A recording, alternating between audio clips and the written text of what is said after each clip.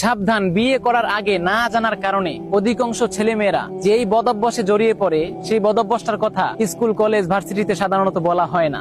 সব কথা বলা হলেও এটা বলা হয় না, কারণ তারা বলবে কেন? এখনকার শিক্ষা তো হয়ে গেছে পশ্চিমাদের শিক্ষা, তারা তো বলবে না। পশ্চিমারা তো আমাদের বদভ্যাস দিয়ে, আমাদের বদ কাজ দিয়ে, খারাপ কাজ দিয়ে ওরা লাভ নিচ্ছে। সেই বদ অভ্যাসটাকে আরবিতে বলা হয় আর নিকাহু বিল ইয়াদি, অর্থাৎ হাতের সাথে বিবাহ।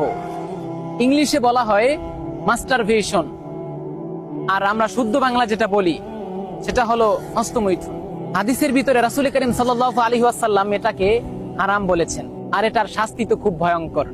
কিয়ামতের ময়দানে কি শাস্তি হবে আমরা তো কম বেশি জানি, যে প্রত্যেকটা আঙ্গুলের পেট থেকে বাচ্চা বের হবে, আর যেগুলো ফেরেশতারা টেনে টেনে বের করবেন। অন্য এক জায়গায় বলা হয় যে এক ফোঁটা সিমিনের ভিতরে 20 লক্ষ শুক্রাণু থাকে। আপনি এইগুলো নষ্ট করতেছেন, অপচয় করতেছেন। এই অপচয়ের কারণে আল্লাহ তাআলার দরবারে কি হিসাব দিবেন?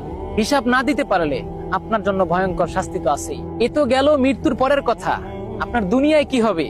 আপনি এগুলো যদি না ছাড়েন, না ছাড়ার কারণে আপনার যে ক্ষতিগুলো হবে এই দুনিয়াতে আপনি পছলাতে হবে, এবং এইগুলো করার কারণে আপনি বিয়ে করতে পারবেন না। যদি বিয়ে করতে পারেনও, তাহলে আপনি স্ত্রীর হক সঠিকভাবে আদায় করতে পারবেন না, পরিপূর্ণ আদায় করতে পারবেন না। অনেকে তো পারবেই না, একটুকু পারবে না। এবং 3 নম্বরে আপনি সফল বাবা হতে পারবেন না। কারণ কি জানেন?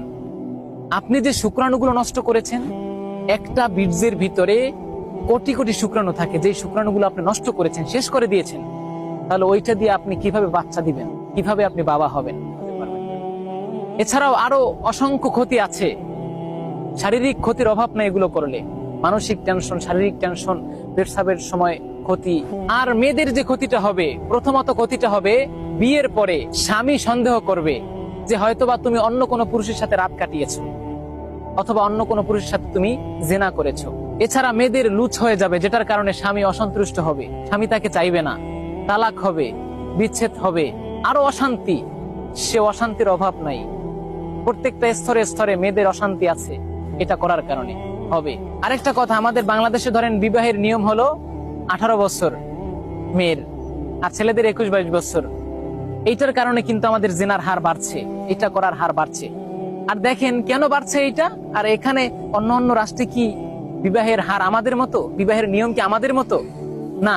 ইসরায়েল দেখেন, ইসরায়েল যে বেদিন রাষ্ট্র, যে কাফের রাষ্ট্র, ইহুদি রাষ্ট্র, ওই ইসরায়েলে ছেলে মেয়েদের বিবাহের নিয়ম হলো 14-15 বছর বয়সে।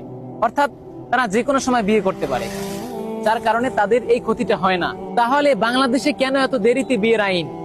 এটার কারণ কি জানেন? আপনাদেরকে একটা গোপন রহস্য বলি। ইসরায়েল বা বিভিন্ন ইহুদি রাষ্ট্র